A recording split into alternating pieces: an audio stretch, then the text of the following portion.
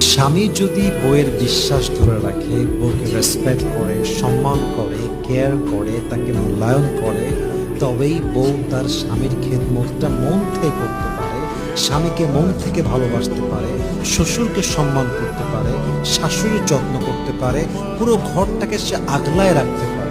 কিন্তু স্বামী যখন বেঈমান হয়, চিটার হয়, বাটপার হয়, ব্যবহার ঠিক না হয়, আচরণ ঠিক না হয়, অনেস্ট না হয়, স্ত্রীর প্রতি যত্নশীল না হয়, তখন একজন মেয়ের যে যত্নশীল হওয়ার মনোমাইন্ড, তার যে একটা যত্নের ভালোবাসার মনোমাইন্ড, সব কিছুই নষ্ট হয়ে যায়। ঠিক কিনা বলেন? অনেকে মেয়েকে বলে, তুমি তোমার স্বামীকে সম্মান করো না কেন, ভালোবাসো না কেন, খেদমত করো না কেন, টেক কেয়ার করো না কেন? কিন্তু কেউ এটা বুঝতে চায় না যে স্বামী এতটাই খারাপ, একজন বউ চাইলেও সে কখনো মন থেকে সেবা করতেই পারে না। ঠিক কিনা বলেন?